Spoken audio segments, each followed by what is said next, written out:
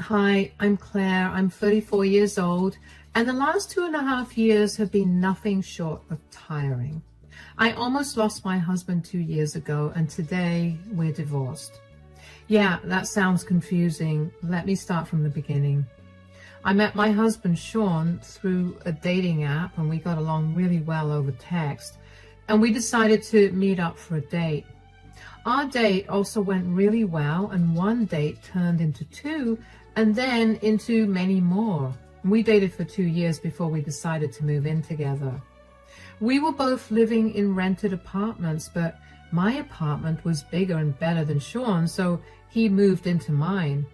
A year later, Sean proposed to me, and I said yes. We got married in a beautiful ceremony surrounded by all our friends and family. It was definitely one of the happiest days of my life, especially in comparison to everything that came afterwards. A year into our marriage, Sean lost his job. Apparently, Sean had been showing up for work late too much, and that was costing the company too much, so they let him go. I remember confronting him about why he was late for work when he had consistently left for work well ahead of time. I don't exactly remember what he said, but I do know that he brushed off my questions with some excuse. I let it go because I thought he was struggling with something. I tried my best to be there with him while he searched for another job. And during that time, Sean began to beg me to buy a house. I tried to tell him that with his lack of income, it would not be a good idea to buy a house. But he kept pressuring me to do it and even got his family involved. Eventually, I caved, and when it came time to put down a deposit, Sean obviously had no money, so I shouldered the whole thing. I made sure to only put my name in the deed and the title, and I don't know why, but I had a gut feeling that it was the right thing to do. Sean was okay with this when I told him about it too. A few months after we moved into our new home, Sean managed to find a new job. I was happy for him, and especially happy because I finally have some help with the mortgage payments. But Sean refused to help when I asked. He told me that since it was only my name on the deed and the title, he shouldn't have to pay for the house. That resulted in a huge fight between us because I couldn't believe his audacity. The only reason I was stuck paying the mortgage on the house was because he forced me to buy it. I told him if he helped with the mortgage payments, I'd put his name on the deed. Sean told me that it was too late to do that because he'd seen my true colors. Things remained awkward between us for a while after that because I felt bitter that Sean was not helping me with the expense that he pressured me into taking up. But all of that resentment and anger went down the drain when one day I got a call telling me that Sean had gotten into a near-fatal car crash.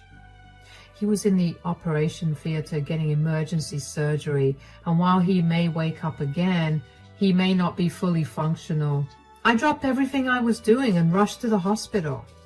When I got there, I had to wait for 3 hours until Sean was wheeled out of the operation theater. The surgeon told me that Sean had suffered some extensive nerve damage, which he tried his best to fix, but it would affect his ability to walk. It was not irreversible, but he'd need a lot of physiotherapies to get back to walking again. I thanked him for his hard work and waited another 4 hours for Sean to wake up. At that time, I couldn't help but stress about how we were going to afford everything.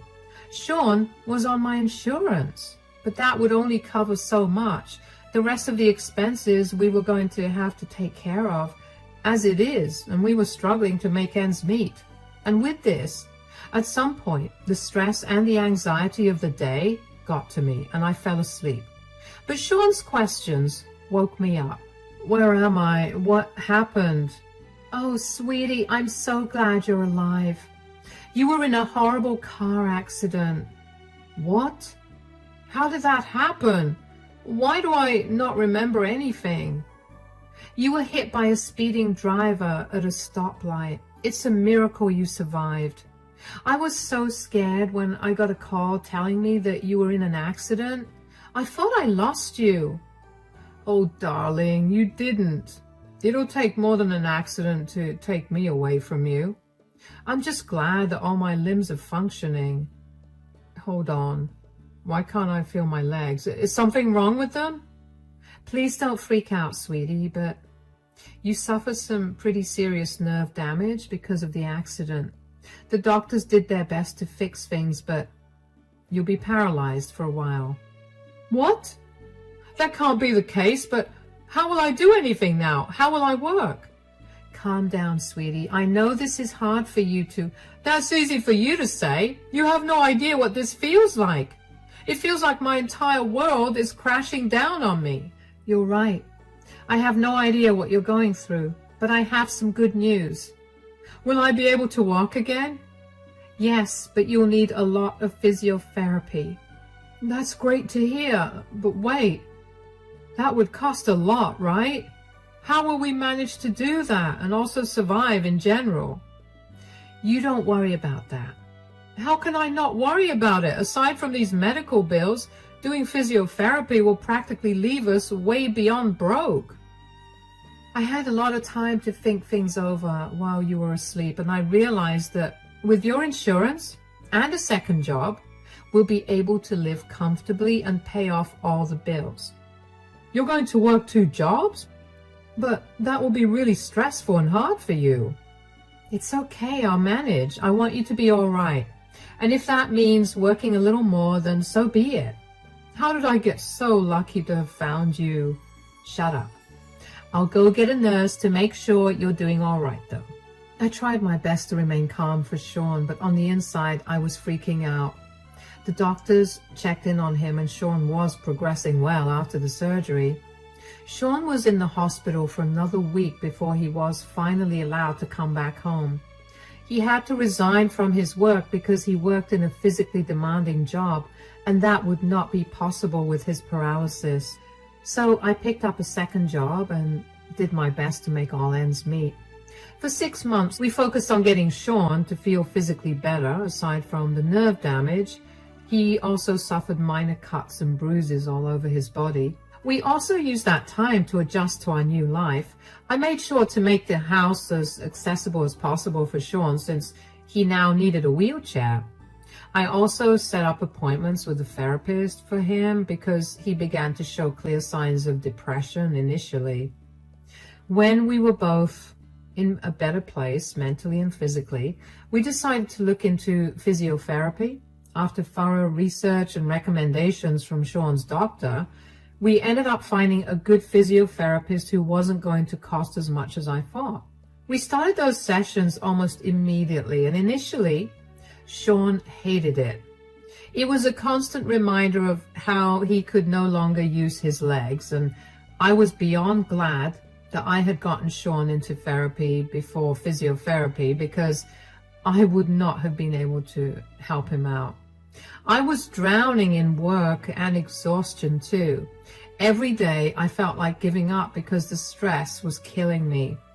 I only got 4 hours of sleep every day, and I would come back home only to do more work, and it was not like I would complain either because Sean was the one who had suffered more. I just pulled myself up by my bootstraps and did my best to be a good wife and caregiver to Sean. And 2 years later, Sean finally began to make some progress. He could wiggle his toes on his own, and I could tell that he was beginning to do better mentally as well. I began to notice him looking forward to his physiotherapy sessions, and one day I even commented on it. Okay, I'll be heading to work now. When will you be back to take me to my physio? Oh, wow, somebody's excited to do a little exercise. I'm not excited, I was just asking. Oh, sure, that's why you look so happy about going there. What's with the sudden change? You used to hate going over there. Fine, since you have to know everything, ever since I began to get some feeling back in my legs, I've been very excited about going there. I just want my life to go back to the way it was before. Is that such a bad thing? Whoa, why do you get so passive aggressive? I was only playfully asking you that question. I'm sorry. I just got insecure for a second. It's not a nice feeling to not be able to use your legs, and now that I'm slowly being able to, I feel kind of worried and insecure about whether I'll be able to walk like I always did. I'm sure you'll be able to do things just the way you did before. Well, Penny told me the same thing, but I can't help but be worried, you know. Penny? You're on a first-name basis with your physiotherapist? Well, she's been helping me out for 2 years now, so I think it's fine. Why, are you jealous or something? Do you think I'm cheating on you with her?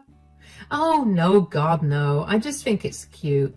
I didn't know Miss Henderson's name was Penny. Why would you just assume that I thought you were cheating? I don't know. Felt like you were ramping up to ask me that question, so I did it first. Anyway, what time will you be back to pick me up? I'll be back by around 5. I'll take a quick shower, help you take a bath, and then we can be out of the house by 6. Is that okay? Yeah, that works. All right, I'll be off then. Have a good day at work. I will admit that I was a little hurt that Sean would immediately think that I assumed he was cheating on me when I wasn't even close to implying that. A few alarm bells went off in my head after that, but I ignored them. I got done with 2 shifts at both my work before heading back home to get myself and Sean clean.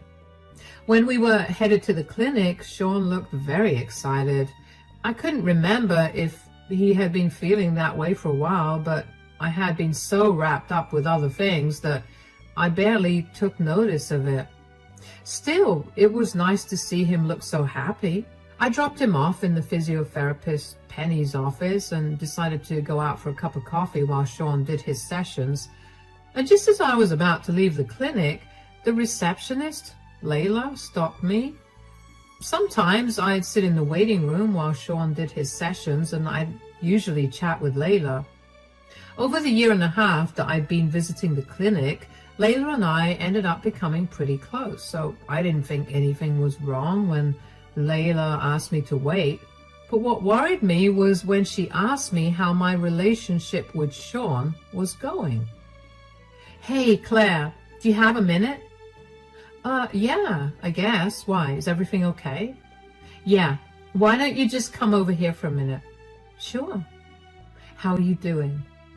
I'm doing okay. I'm sorry, but why are you asking me this, and why did you make me sit here?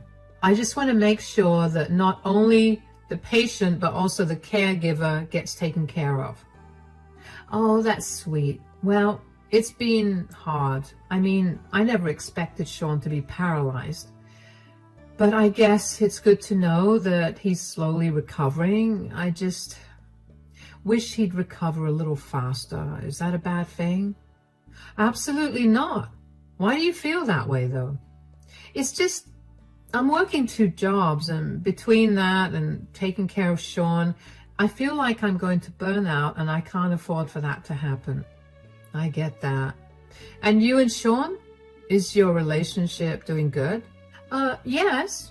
I mean, we don't get to spend much time together, but we're still happy. But what does that have to do with anything? Okay, I've been very conflicted about telling you this, but every time I see you, you look even more tired than the last time, and I cannot keep this with me any longer. What's going on? The other day, I was given access to the security cameras, and I happened to see something. I didn't know if what I was seeing was real, but it was. What? What is it? Your husband is having an affair with Miss Henderson. What? With Penny? How's that even possible? He can't feel anything below his waist. Yeah, but I have more to say. Apparently, he's been doing a lot better than he's been letting on. What? What do you mean? Are you saying that he's been lying about his progress? Yes. As far as I could see, he was standing pretty well. I listened in on a few of their conversations, and Sean and Penny say a lot of rude things behind your back, especially about how you haven't noticed that Sean's doing a lot better. Oh my God. I'm a fool, aren't I? How could I have been so blind? But even worse than that is the audacity that Sean has to cheat on me when he's seen how hard I was working to provide for us. You are not a fool at all. Sean is just a horrible man, and so is Miss Penny. Like I said, I'm only telling you this because I felt horrible for you. Thank you. I have some serious rethinking to do. Is there any way you could get me a copy of the security footage? I don't think I'll be legally allowed to do that, but you could always walk in on one of their sessions. I know it'll be painful, but at least that way you could get the proof you need. All right. Thank you for telling me about this. I owe you one big time. Not at all. I'm just one woman looking out for another. You know, the way you can hear your heart when you're underwater? Yeah, that was what I felt after Layla told me that. I refused to believe that Sean had been cheating on me or that he had been lying to me about his paralysis for so long. At the same time, I couldn't bring myself to put that past Sean. He had a history of lying to me about everything and of doing questionable things too. I waited for half an hour before opening Penny's office door. I immediately began to record what I saw. Penny and Sean were making out. Sean was standing and he had Penny pinned up against a wall, carrying her in his arms, so not only was he cheating on me, but he was also able to stand and carry heavy things. My heart had shattered, but I had a surprisingly calm voice when I finally spoke up. Oh, wow. I see your legs are working again. Claire, oh, what are you doing here? I forgot that I needed to ask you about what you wanted to have for dinner tonight, and Layla said I could walk in to ask you. I promise it's not what it looks like. So, you were not making out with your physiotherapist just now? Look, could you please not report me? It took me a long time to get this job. I've had to study really hard, and it's a competitive field. I can't lose this job. Clearly, your studying paid off because you managed to get my husband back in shape and ready to sleep with. There's no need to be so vulgar and sarcastic, Claire. Why is there no need for it? I've been breaking my back working hard to make sure that you'll be able to live a normal life again. And for what? For you to cheat on me? I swear, this is the first time. I'm so sorry, okay? This did not look like the first time, Sean. Is this why you've been so eager to come to these sessions? Here I was thinking that you were excited to get your life back, but clearly that isn't the reason. I was excited to get my old life back. I just got swept up in the moment. I'm sorry I hurt you. Can we please just talk about this at home? What home? You're not welcome there anymore. What? I don't want cheaters living under my roof. That's not only your house, it's mine too. Excuse me? Do you need to be reminded about who bought the house? Who's been paying all the mortgage and the bills and the utilities? Are you seriously going to throw a disabled man out onto the streets? Your disability did not stop you from cheating on me, so I think you'll be able to find a place for yourself. I have no money. What do you expect me to do? Please, just let me come back and we can work this out. We could go to couples counseling or something. Why? So you can cheat on me with that counselor too? I know that you're angry and upset with me, but please be a little rational here. Were you rational when you decided to cheat on me with your physiotherapist?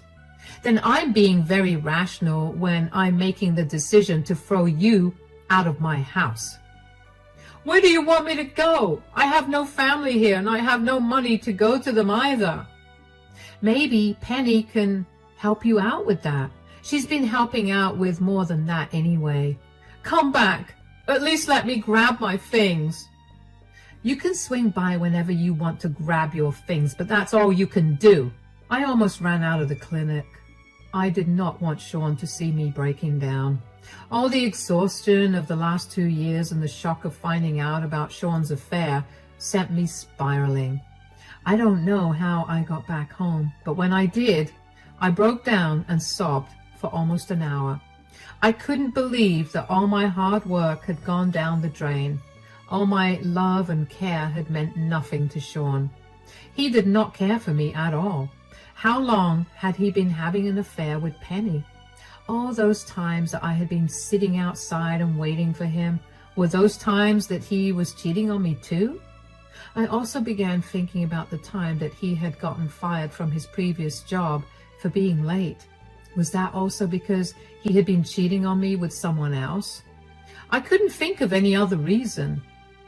The next day, I called my dad over and asked him to help me change the locks.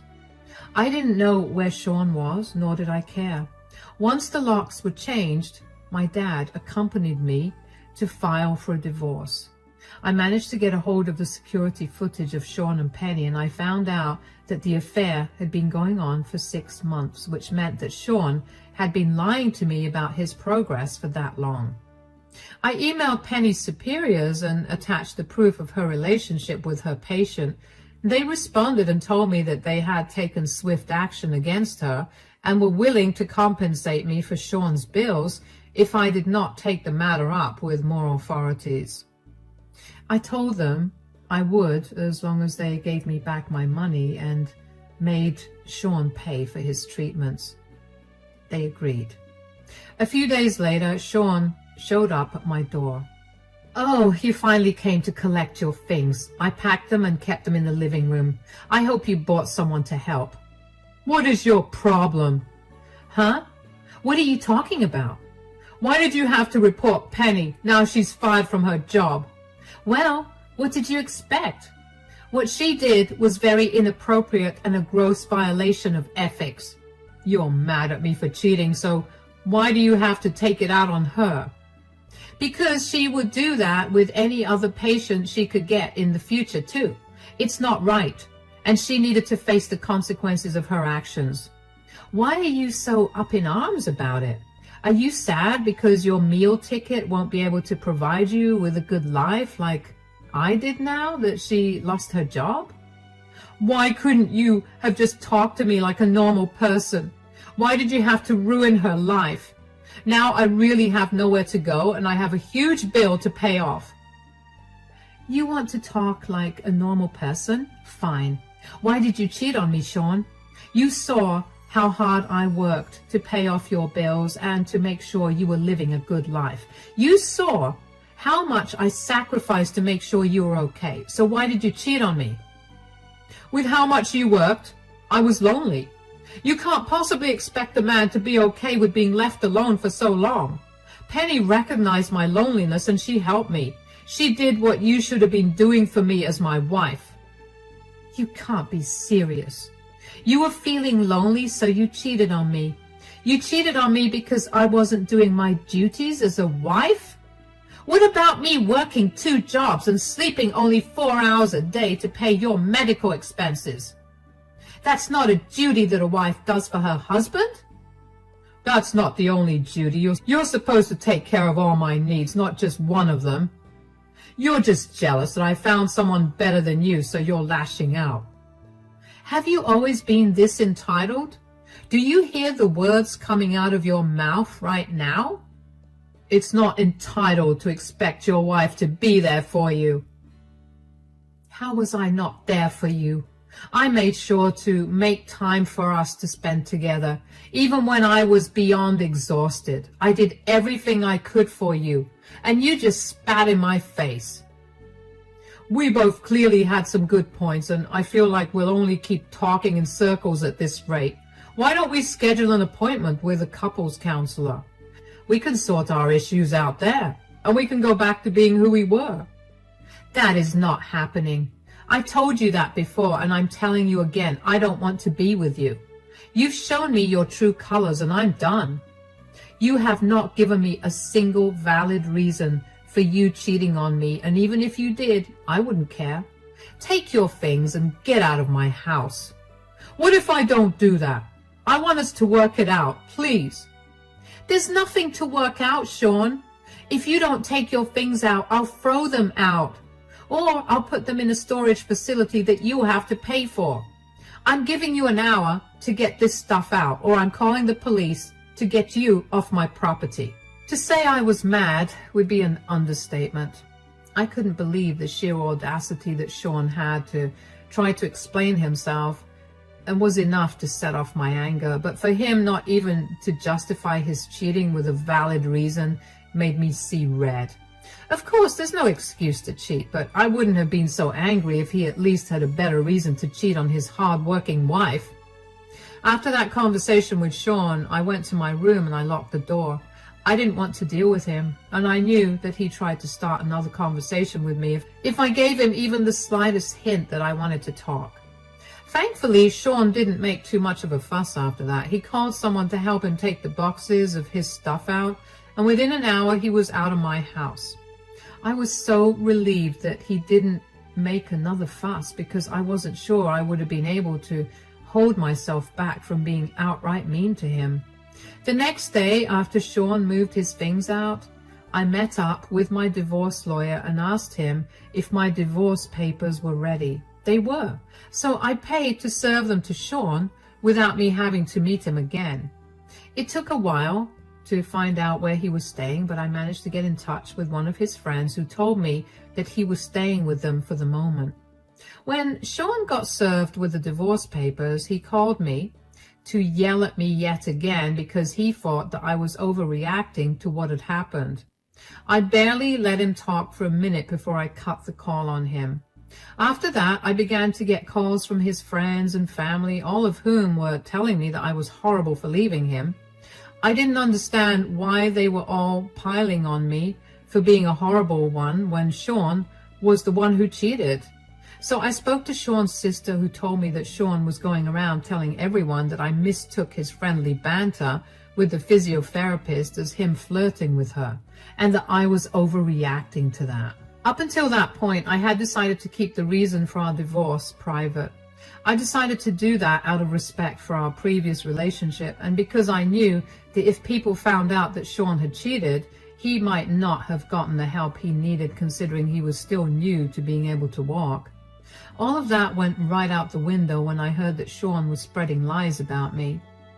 I don't know why I expected some amount of maturity from him, but since he wasn't capable of that, I created 2 text groups, one for his family and the other for his friends, and I sent the security footage along with my recording of Sean making out with his physiotherapist. I then blocked Sean and all his friends. I heard from Sean's sister later on that Sean was livid that I had exposed him like that. His parents decided to go low contact with him because they couldn't fully abandon him when they'd almost lost him in the accident, but they were very disappointed in him. A lot of Sean's friends had stopped being friends, not only because he was a cheater, but also because he had pointlessly lied to them and made them look like fools. The friend who had opened his doors to Sean also asked him to leave because Sean had lied to him about many more things than just his affair. The friend had had enough and wanted him out. Last I heard, his parents helped him get back home, but they're not helping him out much. It's been an exhausting few months. After Sean went to stay with his parents, he signed the divorce papers and barely contested much. It took a while for the divorce to get approved, but once it did, I felt like a free woman again. It's been a long time since I had any time to myself, and I'm looking forward to unwinding and catching up with a lot of my hobbies. Even though it still hurts every now and then to think about the love I lost, it's still nice to know that at least I hadn't lost myself in the whole ordeal. Here's to happier days now.